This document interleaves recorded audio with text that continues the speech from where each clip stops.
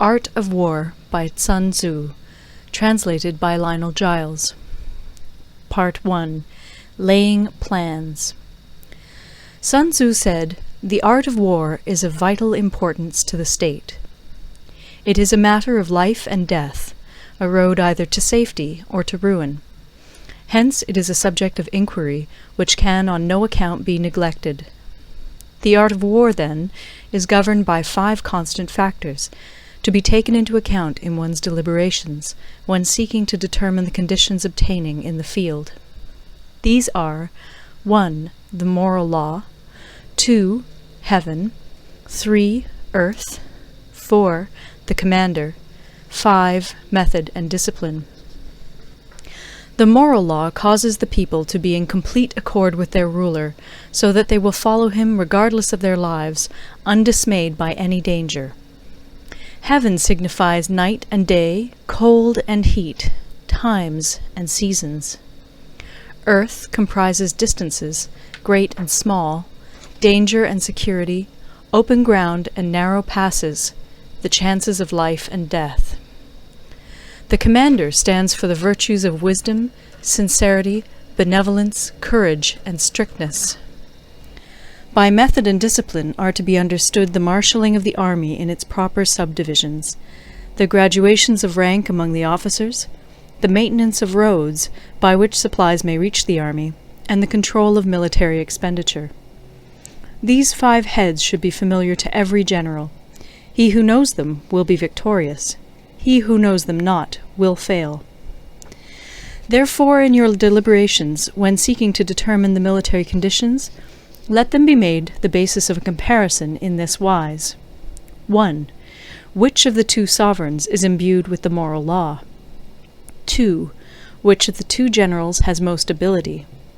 3. With whom lie the advantages derived from heaven and earth? 4. On which side is discipline most rigorously enforced? 5. Which army is stronger? 6. On which side are officers and men more highly trained? 7. In which army is there the greater constancy both in reward and punishment? By means of these 7 considerations I can forecast victory or defeat. The general that hearkens to my counsel and acts upon it will conquer. Let such a one be retained in command. The general that hearkens not to my counsel nor acts upon it will suffer defeat. Let such a one be dismissed. While heeding the profit of my counsel, avail yourself also of any helpful circumstances over and beyond the ordinary rules. According as circumstances are favorable, one should modify one's plans. All warfare is based on deception. Hence, when able to attack, we must seem unable. When using our forces, we must seem inactive. When we are near, we must make the enemy believe we are far away. When far away, we must make him believe we are near. Hold out baits to entice the enemy, feign disorder, and crush him. If he is secure at all points, be prepared for him. If he is in superior strength, evade him. If your opponent is of choleric temper, seek to irritate him. Pretend to be weak, that he may grow arrogant. If he is taking his ease, give him no rest. If his forces are united, separate them.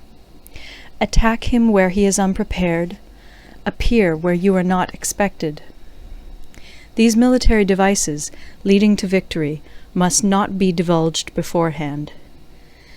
Now the general who wins a battle makes many calculations in his temple ere the battle is fought. The general who loses a battle makes but few calculations beforehand. Thus do many calculations lead to victory, and few calculations to defeat. How much more no calculation at all? It is by attention to this point that I can foresee who is likely to win or lose. End of Part 1. Part 2. Waging War.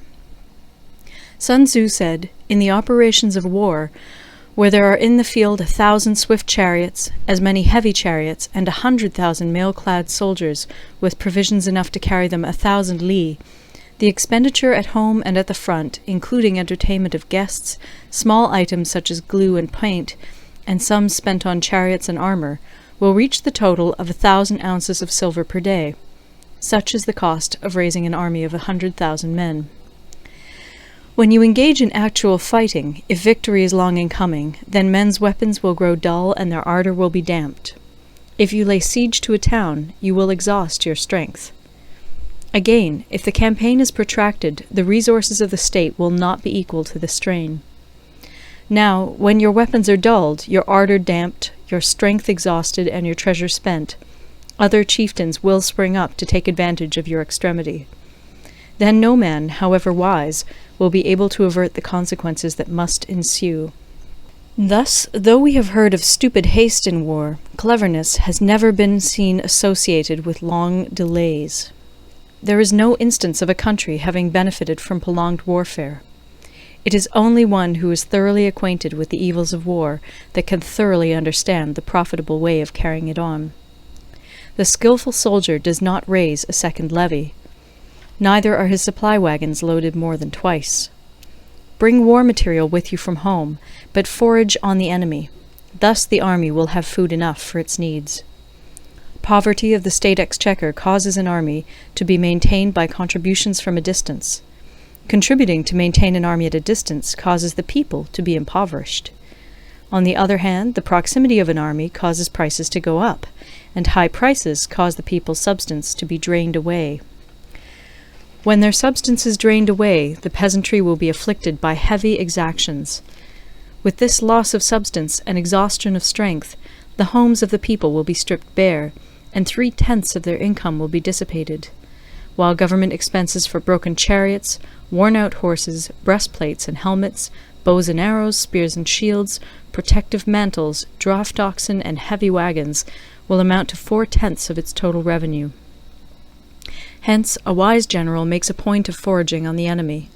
1 cartload of the enemy's provisions is equivalent to 20 of one's own, and likewise a single picul of his provender is equivalent to 20 from one's own store. Now, in order to kill the enemy, our men must be roused to anger. That there may be advantage from defeating the enemy, they must have their rewards. Therefore, in chariot fighting, when 10 or more chariots have been taken, those should be rewarded who took the first. Our own flags should be substituted for those of the enemy, and their chariots mingled and used in conjunction with ours. The captured soldiers should be kindly treated and kept. This is called using the conquered foe to augment one's own strength. In war, then, let your great object be victory, not lengthy campaigns. Thus it may be known that the leader of armies is the arbiter of the people's fate, the man on whom it depends whether the nation shall be in peace or in peril. End of Part 2. Recorded in Toronto, Ontario by Moira Fogarty, October 2006. The Art of War by Sun Tzu, translated by Lionel Giles. Part 3. Attack by Stratagem. Sun Tzu said, "In the practical art of war, the best thing of all is to take the enemy's country whole and intact. To shatter and destroy it is not so good. So, too, it is better to recapture an army entire than to destroy it, to capture a regiment, a detachment, or a company entire than to destroy them. The best form of generalship is to balk the enemy's plans. The next best is to prevent the junction of the enemy's forces. The next in order is to attack the enemy's army in the field. And the worst policy of all is to besiege walled cities. The rule is not to besiege walled cities if it can possibly be avoided. The preparation of mantlets, movable shelters, and various implements of war will take up 3 whole months, and the piling up of mounds against the walls will take 3 months more. The general, unable to control his irritation, will launch his men to the assault like swarming ants, with the result that 1/3 of his men are slain, while the town still remains untaken. Such are the disastrous effects of a siege. Therefore the skilful leader subdues the enemy's troops without any fighting. He captures their cities without laying siege to them. He overthrows their kingdom without lengthy operations in the field. With his forces intact, he will dispute the mastery of the empire, and thus, without losing a man, his triumph will be complete. This is the method of attacking by stratagem. It is the rule in war, if our forces are 10 to the enemy's 1, to surround him, if 5 to 1, to attack him, If twice as numerous, to divide our army into two. If equally matched, we can offer battle. If slightly inferior in numbers, we can avoid the enemy. If quite unequal in every way, we can flee from him. Hence, though an obstinate fight may be made by a small force, in the end it must be captured by the larger force. Now the general is the bulwark of the state. If the bulwark is complete at all points, the state will be strong. If the bulwark is defective, the state will be weak. There are three ways in which a ruler can bring misfortune upon his army. 1. By commanding the army to advance or to retreat, being ignorant of the fact that it cannot obey. This is called hobbling the army. 2. By attempting to govern an army in the same way as he administers a kingdom, being ignorant of the conditions which obtain in an army. This causes restlessness in the soldiers' minds. 3. By employing the officers of his army without discrimination through ignorance of the military principle of adaptation to circumstances. This shakes the confidence of the soldiers. But when the army is restless and distrustful, trouble is sure to come from the other feudal princes. This is simply bringing anarchy into the army, and flinging victory away. Thus we may know that there are 5 essentials for victory. 1. He will win who knows when to fight and when not to fight. 2. He will win who knows how to handle both superior and inferior forces. 3. He will win whose army is animated by the same spirit throughout all its ranks. 4. He will win who, prepared himself, waits to take the enemy unprepared. 5. He will win who has military capacity and is not interfered with by the sovereign. Hence the saying, if you know the enemy and know yourself, you need not fear the result of 100 battles. If you know yourself, but not the enemy, for every victory gained you will also suffer a defeat. If you know neither the enemy nor yourself, you will succumb in every battle. End of Part 3. Part 4. Tactical Dispositions. Sun Tzu said, "The good fighters of old first put themselves beyond the possibility of defeat, and then waited for an opportunity of defeating the enemy. To secure ourselves against defeat lies in our own hands, but the opportunity of defeating the enemy is provided by the enemy himself. Thus the good fighter is able to secure himself against defeat, but cannot make certain of defeating the enemy. Hence the saying, one may know how to conquer without being able to do it." Security against defeat implies defensive tactics. Ability to defeat the enemy means taking the offensive. Standing on the defensive indicates insufficient strength. Attacking, a superabundance of strength. The general who is skilled in defense hides in the most secret recesses of the earth. He who is skilled in attack flashes forth from the topmost heights of heaven. Thus, on the one hand, we have ability to protect ourselves, on the other, a victory that is complete. To see victory only when it is within the ken of the common herd is not the acme of excellence. Neither is it the acme of excellence if you fight and conquer, and the whole empire says, "Well done!" To lift an autumn hair is no sign of great strength. To see the sun and moon is no sign of sharp sight. To hear the noise of thunder is no sign of a quick ear. What the ancients called a clever fighter is one who not only wins, but excels in winning with ease. Hence his victories bring him neither reputation for wisdom nor credit for courage. He wins his battles by making no mistakes. Making no mistakes is what establishes the certainty of victory, for it means conquering an enemy that is already defeated. Hence the skillful fighter puts himself into a position which makes defeat impossible, and does not miss the moment for defeating the enemy. Thus it is that in war the victorious strategist only seeks battle after the victory has been won, whereas he who is destined to defeat first fights and afterwards looks for victory. The consummate leader cultivates the moral law and strictly adheres to method and discipline. Thus it is in his power to control success. In respect of military method we have, firstly, measurement, secondly, estimation of quantity, thirdly, calculation, fourthly, balancing of chances, fifthly, victory. Measurement owes its existence to earth, estimation of quantity to measurement, calculation to estimation of quantity, balancing of chances to calculation, and victory to balancing of chances. A victorious army opposed to a routed one is as a pound's weight placed in the scale against a single grain. The onrush of a conquering force is like the bursting of pent-up waters into a chasm 1,000 fathoms deep. End of Part 4. Recorded in Toronto, Ontario by Moira Fogarty, October 2006.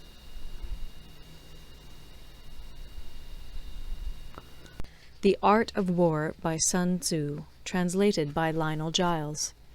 Part 5. Energy. Sun Tzu said, "The control of a large force is the same principle as the control of a few men.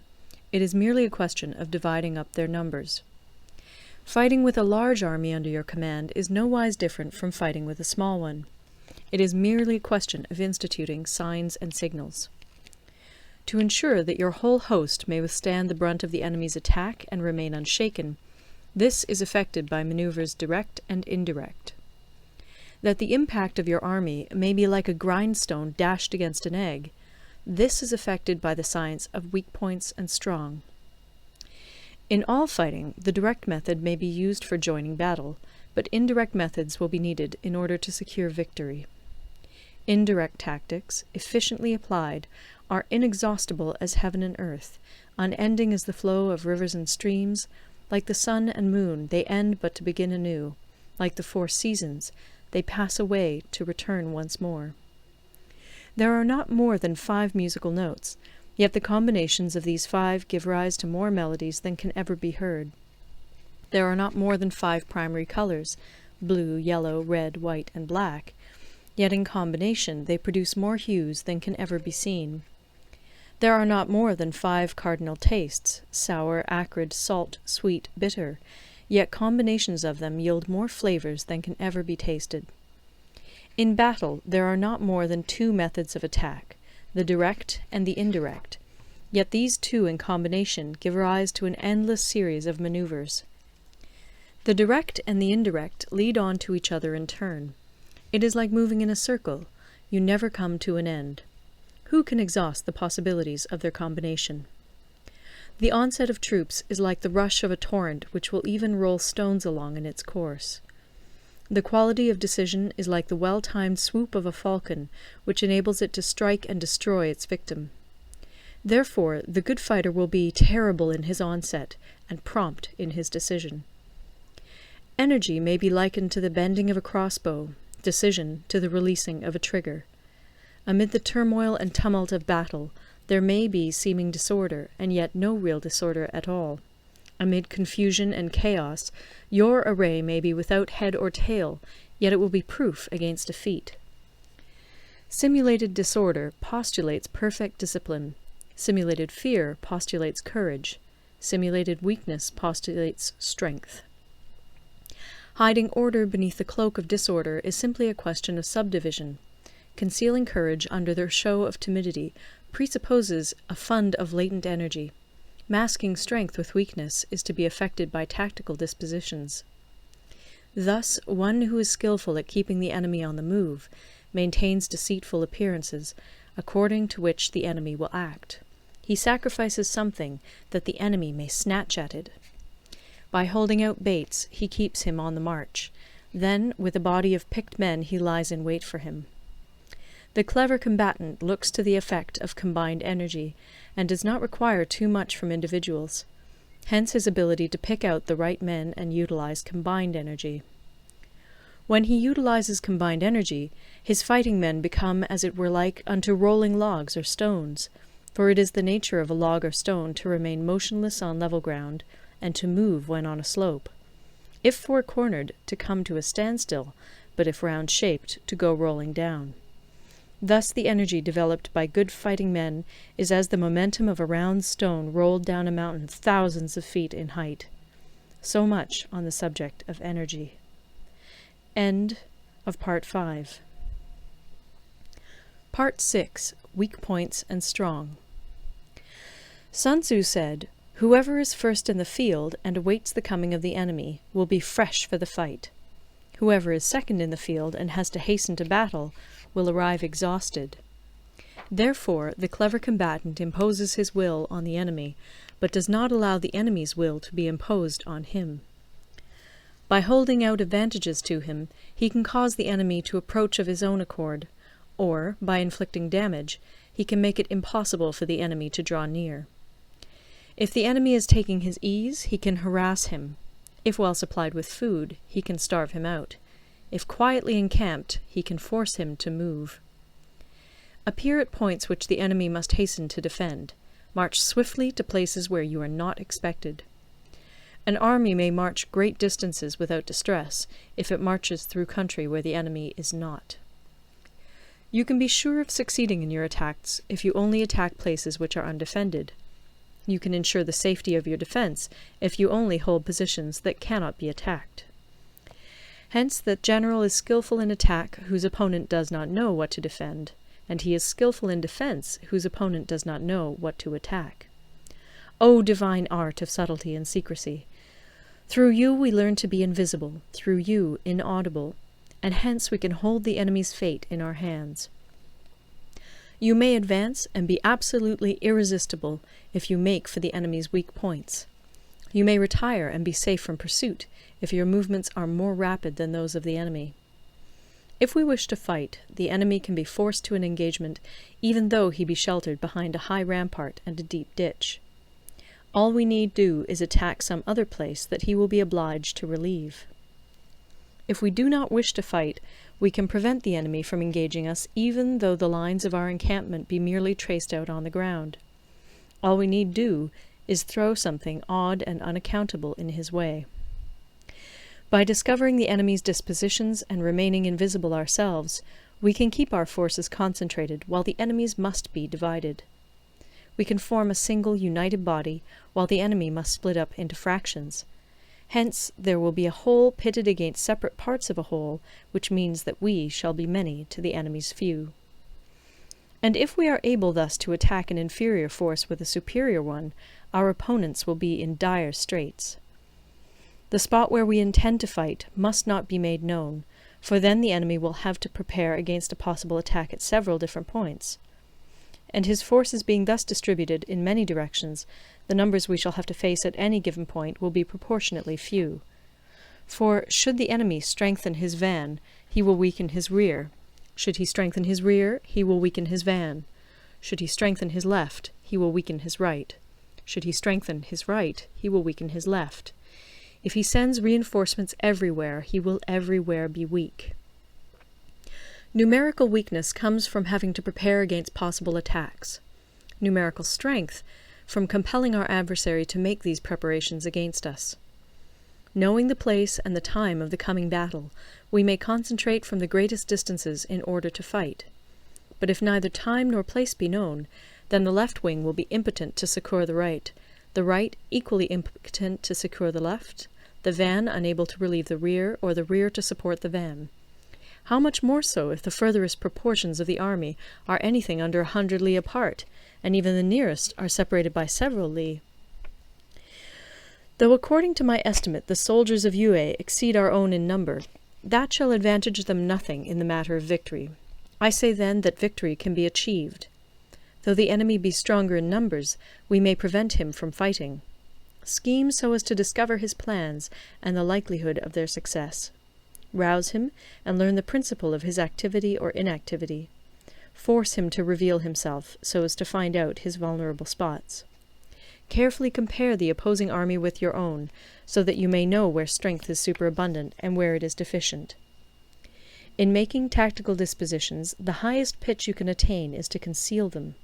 Conceal your dispositions, and you will be safe from the prying of the subtlest spies, from the machinations of the wisest brains. How victory may be produced for them out of the enemy's own tactics, that is what the multitude cannot comprehend. All men can see the tactics whereby I conquer, but what none can see is the strategy out of which victory is evolved.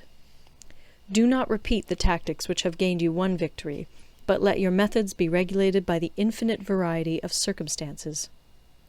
Military tactics are like unto water, for water in its natural course runs away from high places and hastens downwards. So in war, The way is to avoid what is strong and to strike at what is weak. Water shapes its course according to the nature of the ground over which it flows. The soldier works out his victory in relation to the foe whom he is facing.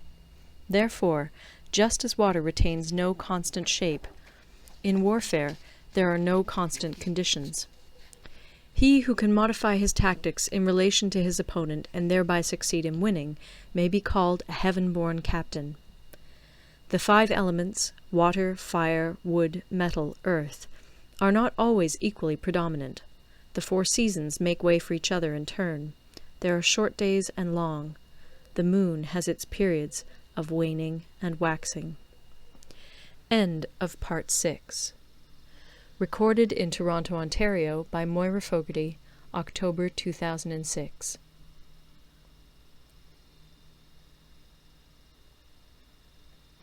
The Art of War by Sun Tzu, translated by Lionel Giles.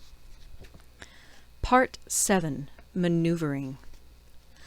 Sun Tzu said, "In war, the general receives his commands from the sovereign. Having collected an army and concentrated his forces, he must blend and harmonize the different elements thereof before pitching his camp. After that comes tactical maneuvering, than which there is nothing more difficult. The difficulty of tactical maneuvering consists in turning the devious into the direct, and misfortune into gain. Thus, to take a long and circuitous route, after enticing the enemy out of the way, and those starting after him, to contrive to reach the goal before him, shows knowledge of the artifice of deviation. Maneuvering with an army is advantageous, with an undisciplined multitude most dangerous. If you set a fully equipped army in march in order to snatch an advantage, the chances are that you will be too late. On the other hand, to detach a flying column for the purpose involves the sacrifice of its baggage and stores. Thus, if you order your men to roll up their buff coats and make forced marches without halting day or night, covering double the usual distance at a stretch, doing 100 li in order to wrest an advantage, the leaders of all your 3 divisions will fall into the hands of the enemy. The stronger men will be in front, the jaded ones will fall behind, and on this plan only 1/10 of your army will reach its destination. If you march 50 li in order to outmaneuver the enemy, you will lose the leader of your first division, and only half your force will reach the goal. If you march 30 li with the same object, 2/3 of your army will arrive. We may take it then that an army without its baggage train is lost. Without provisions, it is lost. Without bases of supply, it is lost. We cannot enter into alliances until we are acquainted with the designs of our neighbours.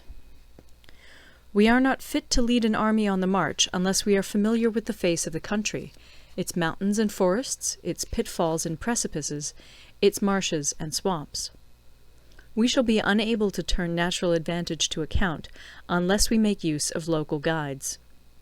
In war, practice dissimulation and you will succeed. Whether to concentrate or to divide your troops must be decided by circumstances. Let your rapidity be that of the wind, your compactness that of the forest. In raiding and plundering be like fire, in immovability like a mountain. Let your plans be dark, and impenetrable as night, and when you move, fall like a thunderbolt. When you plunder a countryside, let the spoil be divided amongst your men. When you capture new territory, cut it up into allotments for the benefit of the soldiery. Ponder and deliberate before you make a move. He will conquer who has learnt the artifice of deviation. Such is the art of maneuvering. The Book of Army Management says, "On the field of battle, the spoken word does not carry far enough. Hence the institution of gongs and drums. Nor can ordinary objects be seen clearly enough. Hence the institution of banners and flags. Gongs and drums, banners and flags, are means whereby the ears and eyes of the host may be focused on one particular point. The host thus forming a single united body, it is impossible either for the brave to advance alone, or for the cowardly to retreat alone. This is the art of handling large masses of men. In night fighting, then, make much use of signal flyers and drums, and in fighting by day, of flags and banners, as a means of influencing the ears and eyes of your army. A whole army may be robbed of its spirit. A commander-in-chief may be robbed of his presence of mind. Now, a soldier's spirit is keenest in the morning. By noonday it has begun to flag, and in the evening his mind is bent only on returning to camp. A clever general, therefore, avoids an army when its spirit is keen, but attacks it when it is sluggish and inclined to return. This is the art of studying moods. Disciplined and calm, to await the appearance of disorder and hubbub amongst the enemy. This is the art of retaining self-possession. To be near the goal while the enemy is still far from it, to wait at ease while the enemy is toiling and struggling, to be well fed while the enemy is famished. This is the art of husbanding one's strength. To refrain from intercepting an enemy whose banners are in perfect order, to refrain from attacking an army drawn up in calm and confident array, this is the art of studying circumstances. It is a military axiom not to advance uphill against the enemy, nor to oppose him when he comes downhill. Do not pursue an enemy who simulates flight. Do not attack soldiers whose temper is keen. Do not swallow bait offered by the enemy. Do not interfere with an army that is returning home. When you surround an army, leave an outlet free. Do not press a desperate foe too hard. Such is the art of warfare. End of Part 7. Part 8. Variation in Tactics. Sun Tzu said, "In war, the general receives his commands from the sovereign, collects his army, and concentrates his forces. When in difficult country, do not encamp. In country where high roads intersect, join hands with your allies. Do not linger in dangerously isolated positions. In hemmed-in situations, you must resort to stratagem. In desperate position, you must fight. There are roads which must not be followed, armies which must not be attacked, towns which must not be besieged, positions which must not be contested, commands of the sovereign which must not be obeyed." The general who thoroughly understands the advantages that accompany variation of tactics knows how to handle his troops. The general who does not understand these may be well acquainted with the configuration of the country, yet he will not be able to turn his knowledge to practical account. So, the student of war who is unversed in the art of war of varying his plans, even though he be acquainted with the 5 advantages, will fail to make the best use of his men. Hence, in the wise leader's plans, considerations of advantage and of disadvantage will be blended together. If our expectation of advantage be tempered in this way, we may succeed in accomplishing the essential part of our schemes. If, on the other hand, in the midst of difficulties we are always ready to seize an advantage, we may extricate ourselves from misfortune. Reduce the hostile chiefs by inflicting damage on them, and make trouble for them, and keep them constantly engaged. Hold out specious allurements, and make them rush to any given point. The art of war teaches us to rely not on the likelihood of the enemy's not coming, but on our own readiness to receive him, not on the chance of his not attacking, but rather on the fact that we have made our position unassailable. There are 5 dangerous faults which may affect a general. 1. Recklessness, which leads to destruction. 2. Cowardice, which leads to capture. 3. A hasty temper, which can be provoked by insults. 4. A delicacy of honour, which is sensitive to shame. 5. Over-solicitude for his men, which exposes him to worry and trouble. These are the 5 besetting sins of a general, ruinous to the conduct of war. When an army is overthrown and its leader slain, the cause will surely be found among these 5 dangerous faults. Let them be a subject of meditation. End of Part 9. Recorded in Toronto, Ontario by Moira Fogarty, October 2006.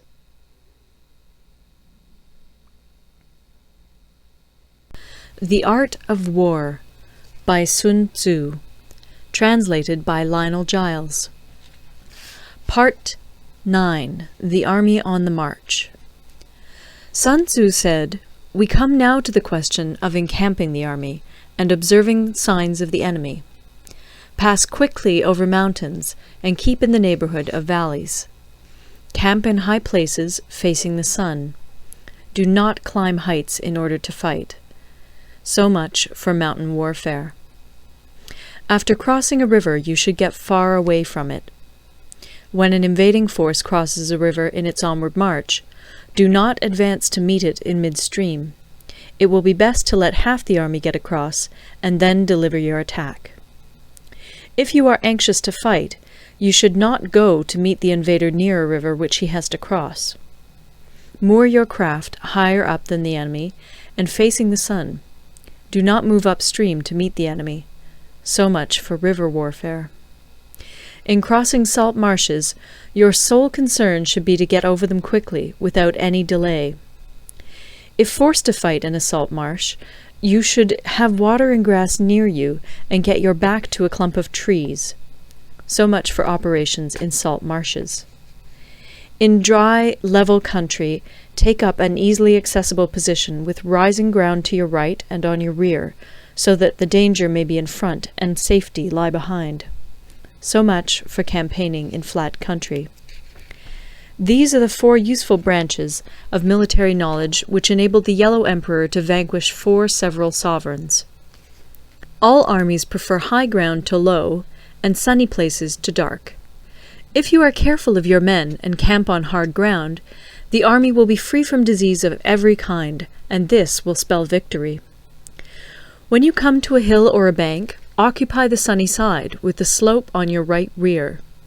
Thus you will at once act for the benefit of your soldiers, and utilize the natural advantages of the ground.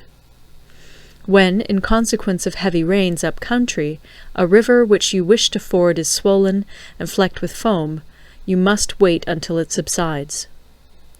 Country in which there are precipitous cliffs with torrents running between, deep natural hollows, confined places, tangled thickets, quagmires, and crevasses should be left with all possible speed and not approached.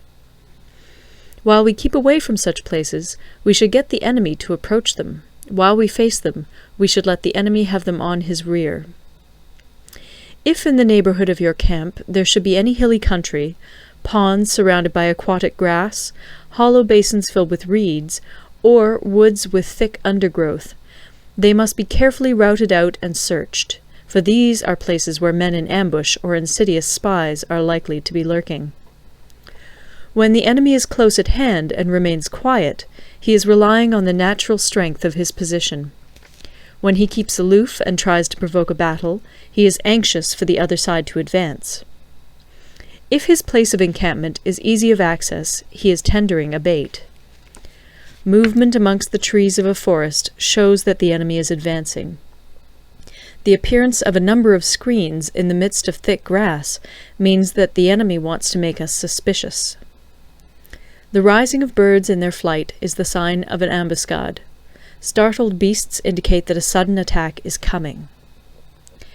When there is dust rising in a high column, it is the sign of chariots advancing. When the dust is low, but spread over a wide area, it betokens the approach of infantry. When it branches out in different directions, it shows that parties have been sent to collect firewood. A few clouds of dust, moving to and fro, signify that the army is encamping. Humble words and increased preparations are signs that the enemy is about to advance. Violent language and driving forward as if to the attack are signs that he will retreat. When the light chariots come out first and take up a position on the wings, it is a sign that the enemy is forming for battle. Peace proposals unaccompanied by a sworn covenant indicate a plot. When there is much running about and the soldiers fall into rank, it means that the critical moment has come. When some are seen advancing and some retreating, it is a lure. When the soldiers stand leaning on their spears, they are faint from want of food. If those who are sent to draw water begin by drinking themselves, the army is suffering from thirst. If the enemy sees an advantage to be gained and makes no effort to secure it, the soldiers are exhausted. If birds gather on any spot, it is unoccupied. Clamor by night betokens nervousness. If there is a disturbance in the camp, the general's authority is weak. If the banners and flags are shifted about, sedition is afoot. If the officers are angry, it means that the men are weary. When an army feeds its horses with grain and kills its cattle for food, and when the men do not hang their cooking pots over the campfires, showing that they will not return to their tents, you may know that they are determined to fight to the death. The sight of men whispering together in small knots, or speaking in subdued tones, points to disaffection amongst the rank and file.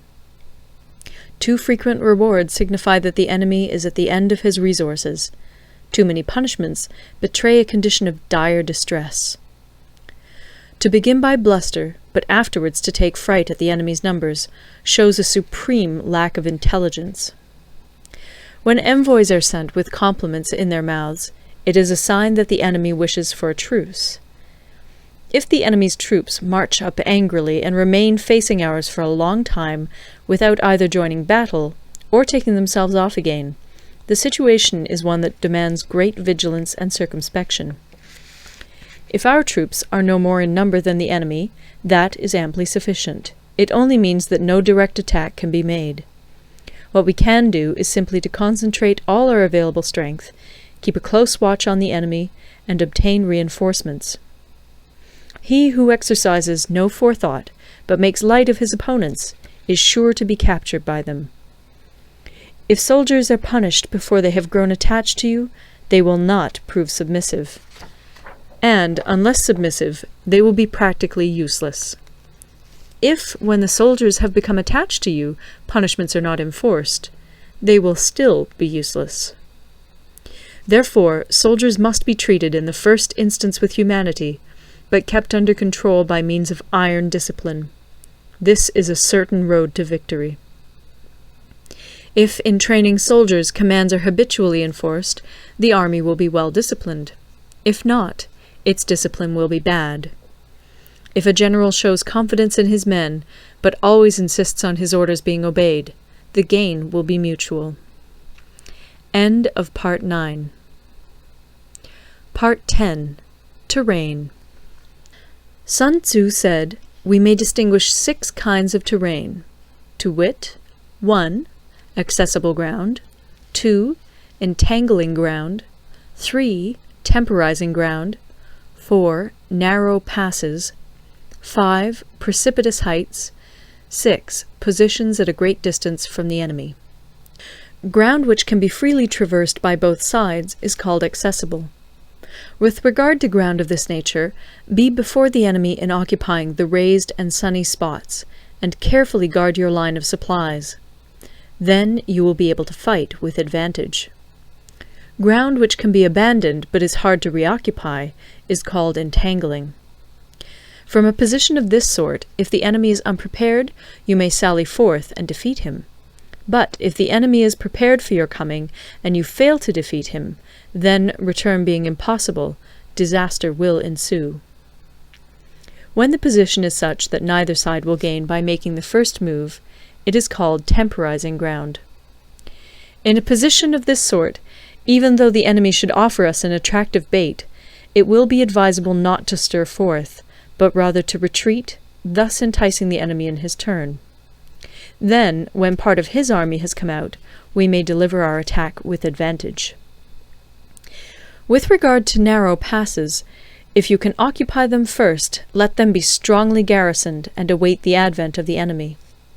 Should the army forestall you in occupying a pass, do not go after him if the pass is fully garrisoned, but only if it is weakly garrisoned. With regard to precipitous heights, if you are beforehand with your adversary, you should occupy the raised and sunny spots, and there wait for him to come up.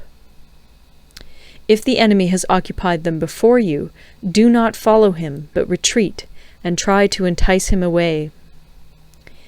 If you are situated at a great distance from the enemy, and the strength of the two armies is equal, it is not easy to provoke a battle, and fighting will be to your disadvantage. These 6 are the principles connected with earth. The general who's attained a responsible post must be careful to study them. Now an army is exposed to 6 several calamities, not arising from natural causes, but from faults for which the general is responsible. These are 1. Flight, 2. Insubordination, 3. Collapse, 4. Ruin, 5. Disorganization, 6. Rout.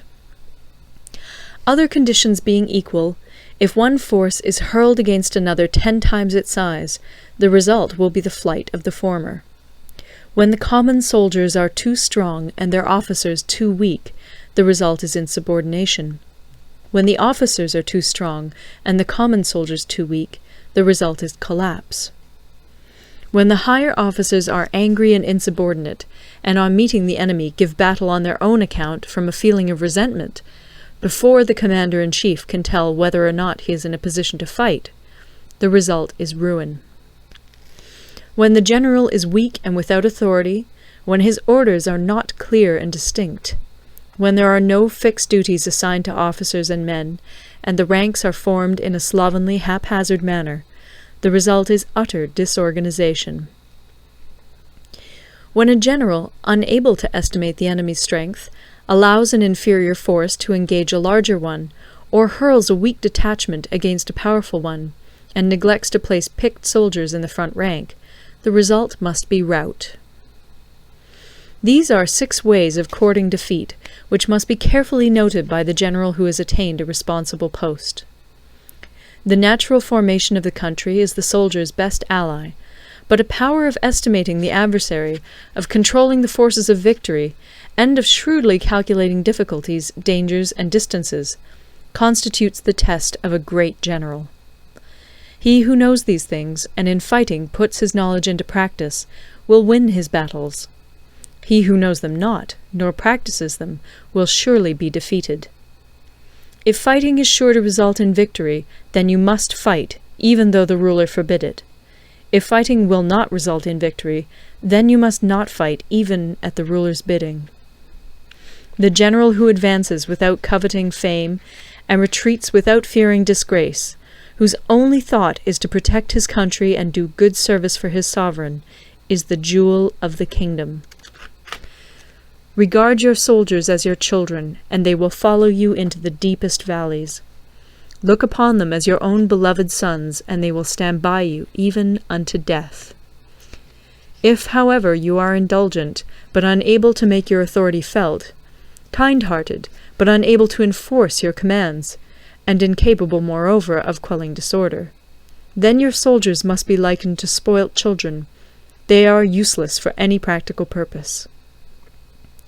If we know that our own men are in a condition to attack, but are unaware that the enemy is not open to attack, we have gone only halfway towards victory. If we know that the enemy is open to attack, but are unaware that our own men are not in a condition to attack, we have gone only halfway towards victory. If we know that the enemy is open to attack, and also know that our men are in a condition to attack, but are unaware that the nature of the ground makes fighting impracticable, we have still only gone halfway towards victory. Hence the experienced soldier, once in motion, is never bewildered. Once he has broken camp, he is never at a loss. Hence the saying, "If you know the enemy and know yourself, your victory will not stand in doubt. If you know heaven and know earth, you may make your victory complete." End of Part 10. Recorded in Toronto, Ontario by Moira Fogarty, October 2006.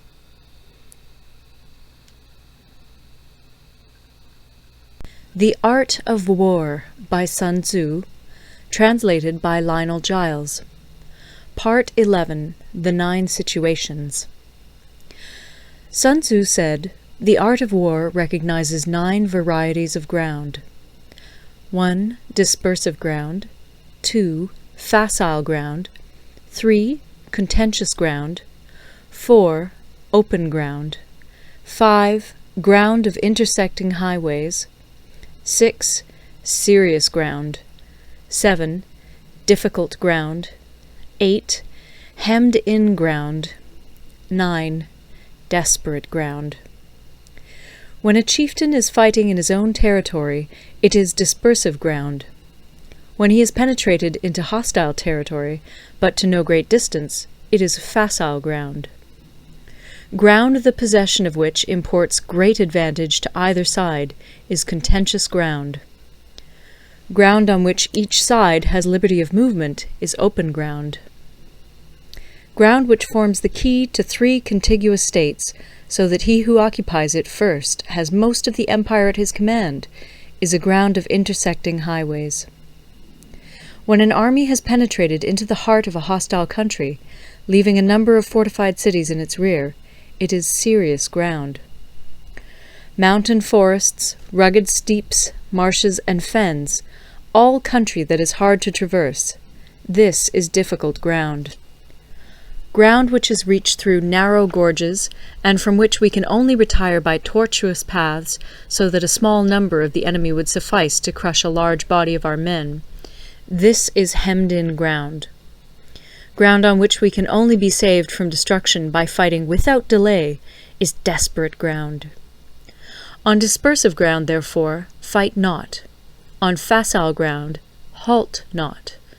On contentious ground, attack not. On open ground, do not try to block the enemy's way. On the ground of intersecting highways, join hands with your allies. On serious ground, gather in plunder. In difficult ground, keep steadily on the march. On hemmed-in ground, resort to stratagem. On desperate ground, fight. Those who were called skillful leaders of old knew how to drive a wedge between the enemy's front and rear, to prevent cooperation between his large and small divisions, to hinder the good troops from rescuing the bad, the officers from rallying their men. When the enemy's men were united, they managed to keep them in disorder. When it was to their advantage, they made a forward move. When otherwise, they stopped still. If asked how to cope with a great host of the enemy in orderly array, and on the point of marching to the attack, I should say, begin by seizing something which your opponent holds dear. Then he will be amenable to your will. Rapidity is the essence of war. Take advantage of the enemy's unreadiness. Make your way by unexpected routes, and attack unguarded spots. The following are the principles to be observed by an invading force. The further you penetrate into a country, the greater will be the solidarity of your troops, and thus the defenders will not prevail against you. Make forays in fertile country in order to supply your army with food. Carefully study the well-being of your men, and do not overtax them. Concentrate your energy and hoard your strength. Keep your army continually on the move, and devise unfathomable plans. Throw your soldiers into positions whence there is no escape, and they will prefer death to flight. If they will face death, there is nothing they may not achieve.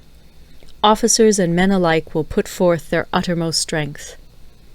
Soldiers, when in desperate straits, lose the sense of fear. If there is no place of refuge, they will stand firm. If they are in hostile country, they will show a stubborn front. If there is no help for it, they will fight hard. Thus, without waiting to be marshalled, the soldiers will be constantly on the qui-vive. Without waiting to be asked, they will do your will. Without restrictions, they will be faithful. Without giving orders, they can be trusted. Prohibit the taking of omens, and do away with superstitious doubts. Then, until death itself comes, no calamity need be feared. If our soldiers are not overburdened with money, it is not because they have a distaste for riches. If their lives are not unduly long, it is not because they are disinclined to longevity. On the day they are ordered out to battle, your soldiers may weep, those sitting up bedewing their garments, and those lying down, letting the tears run down their cheeks. But let them once be brought to bay, and they will display the courage of a Chu or a Kui. The skillful tactician may be likened to the Shuai-jan. Now, the Shuai-jan is a snake that is found in the Ch'ung Mountains. Strike at its head, and you will be attacked by its tail. Strike at its tail, and you will be attacked by its head. Strike at the middle, and you will be attacked by head and tail both. Asked if an army can be made to imitate the Shuai-Jan, I should answer yes. For the men of Wu and the men of Yue are enemies. Yet if they are crossing a river in the same boat and are caught by a storm, they will come to each other's assistance, just as the left hand helps the right. Hence, it is not enough to put one's trust in the tethering of horses and the burying of chariot wheels in the ground. The principle on which to manage an army is to set up one standard of courage, which all must reach. How to make the best of both strong and weak, that is a question involving the proper use of ground. Thus, the skillful general conducts his army just as though he were leading a single man, willy-nilly, by the hand. It is the business of a general to be quiet, and thus ensure secrecy, upright and just, and thus maintain order. He must be able to mystify his officers and men by false reports and appearances, and thus keep them in total ignorance.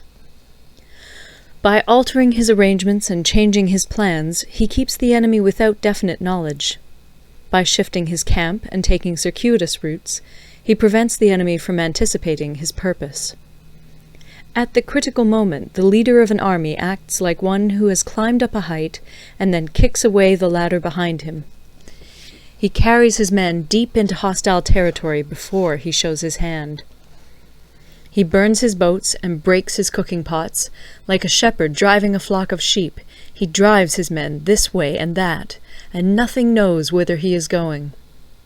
To muster his host and bring it into danger, this may be termed the business of the general. The different measures suited to the 9 varieties of ground, the expediency of aggressive or defensive tactics, and the fundamental laws of human nature, these are things that must most certainly be studied. When invading hostile territory, the general principle is that penetrating deeply brings cohesion. Penetrating but a short way means dispersion. When you leave your own country behind and take your army across neighborhood territory, you find yourself on critical ground. When there are means of communication on all 4 sides, the ground is one of intersecting highways. When you penetrate deeply into a country, it is serious ground. When you penetrate but a little way, it is facile ground. When you have the enemy's strongholds on your rear and narrow passes in front, it is hemmed-in ground.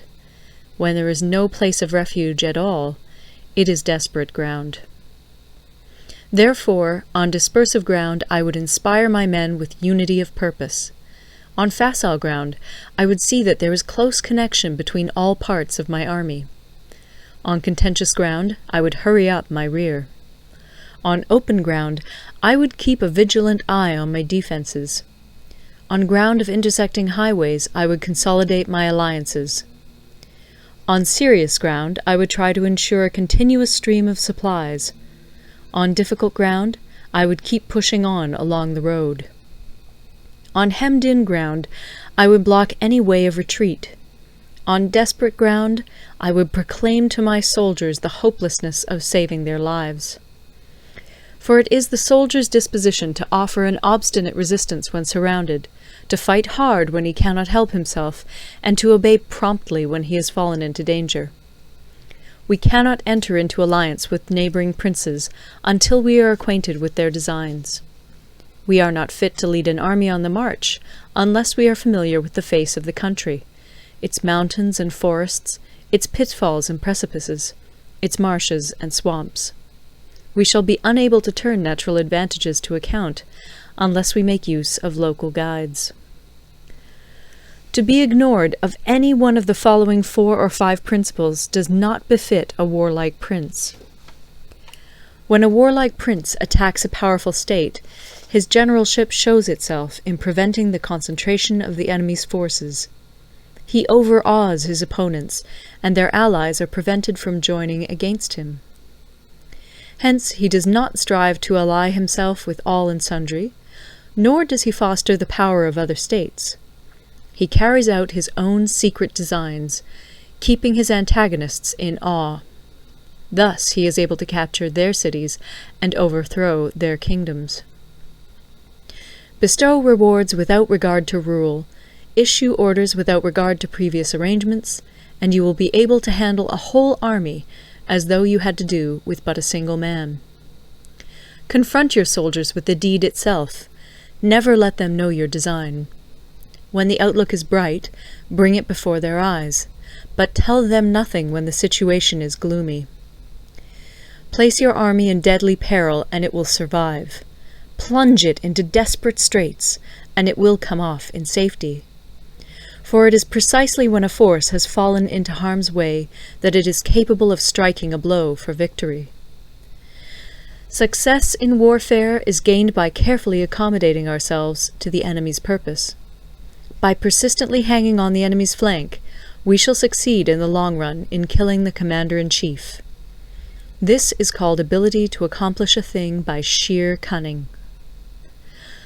On the day that you take up your command, block the frontier passes, destroy the official tallies, and stop the passage of all emissaries.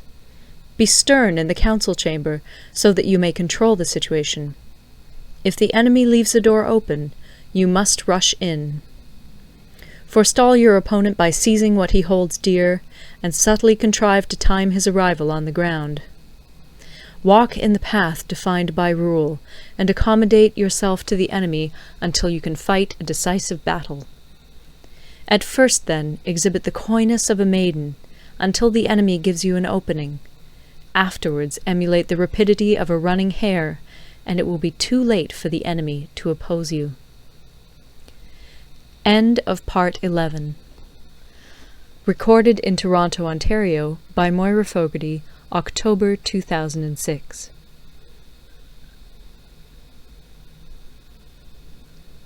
The Art of War by Sun Tzu, translated by Lionel Giles. Part 12. The Attack by Fire. Sun Tzu said, "There are 5 ways of attacking with fire. The first is to burn soldiers in their camp. The second is to burn stores. The third is to burn baggage trains. The fourth is to burn arsenals and magazines. The fifth is to hurl dropping fire amongst the enemy." In order to carry out an attack, we must have means available. The material for raising fire should always be kept in readiness. There is a proper season for making attacks with fire, and special days for starting a conflagration. The proper season is when the weather is very dry. The special days are those when the moon is in the constellations of the Sieve, the Wall, the Wing, or the Crossbar, for these 4 are all days of rising wind. In attacking with fire, one should be prepared to meet 5 possible developments. 1. When fire breaks out inside to enemy's camp, respond at once with an attack from without. 2. If there is an outbreak of fire, but the enemy's soldiers remain quiet, bide your time and do not attack. 3. When the force of the flames has reached its height, follow it up with an attack, if that is practicable. If not, stay where you are. 4. If it is possible to make an assault with fire from without, do not wait for it to break out within, but deliver your attack at a favorable moment. 5. When you start a fire, be to windward of it. Do not attack from the leeward. A wind that rises in the daytime lasts long, but a night breeze soon falls. In every army, the 5 developments connected with fire must be known, the movements of the stars calculated, and a watch kept for the proper days. Hence, those who use fire as an aid to the attack show intelligence.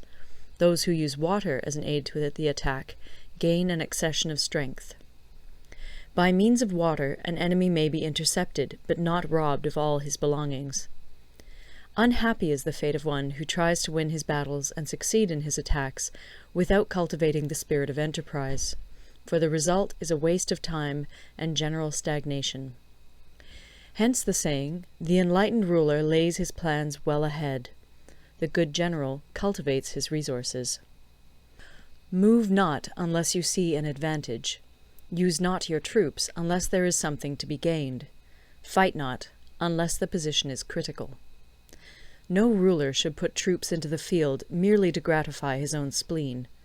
No general should fight a battle simply out of pique.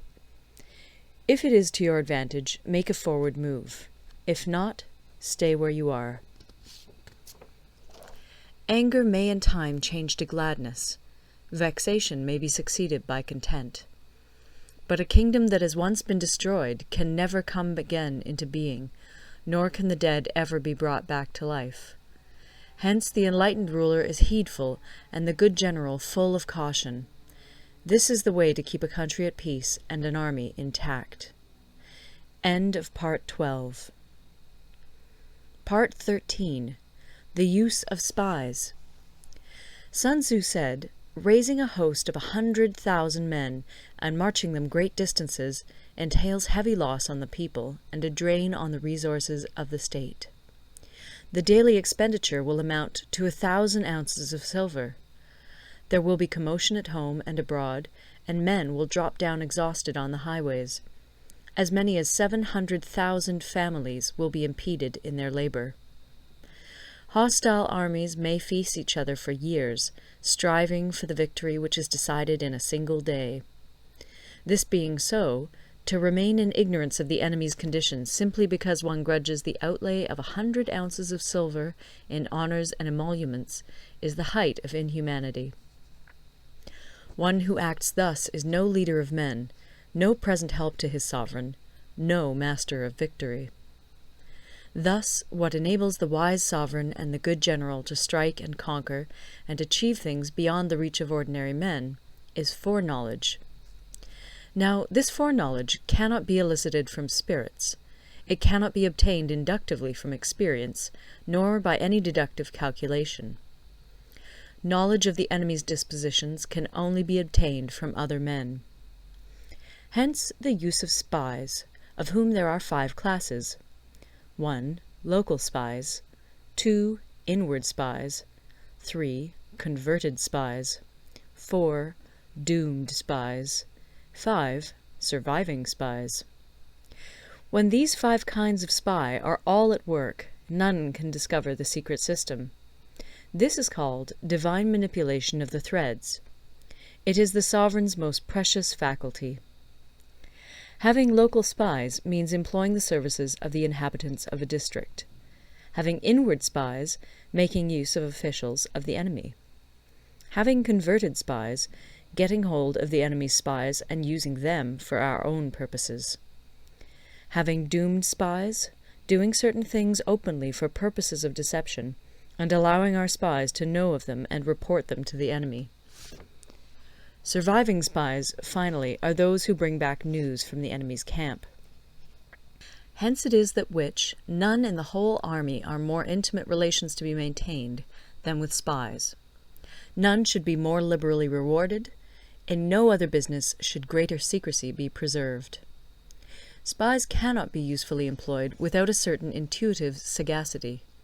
They cannot be properly managed without benevolence and straightforwardness. Without subtle ingenuity of mind, one cannot make certain of the truth of their reports. Be subtle, and use your spies for every kind of business. If a secret piece of news is divulged by a spy before the time is ripe, he must be put to death together with the man to whom the secret was told. Whether the object be to crush an army, to storm a city, or to assassinate an individual, it is always necessary to begin by finding out the names of the attendants, the aides-de-camp, and doorkeepers and sentries of the general in command. Our spies must be commissioned to ascertain these. The enemy's spies, who have come to spy on us, must be sought out, tempted with bribes, led away, and comfortably housed. Thus they will become converted spies and available for our service. It is through the information brought by the converted spy that we are able to acquire and employ local and inward spies. It is owing to this information again that we can cause the doomed spy to carry false tidings to the enemy. Lastly, it is by this information that the surviving spy can be used on appointed occasions. The end and aim of spying in all its 5 varieties is knowledge of the enemy, and this knowledge can only be derived in the first instance from the converted spy. Hence it is essential that the converted spy be treated with the utmost liberality. Of old, the rise of the Yin dynasty was due to Yi Qi, who had served under the Xia. Likewise, the rise of the Chu dynasty was due to Liu Ya, who had served under the Yin. Hence, it is only the enlightened ruler and the wise general who will use the highest intelligence of the army for purposes of spying, and thereby they achieve great results. Spies are a most important element in water, because on them depends an army's ability to move. End of The Art of War. Recorded in Toronto, Ontario by Moira Fogarty, October 2006.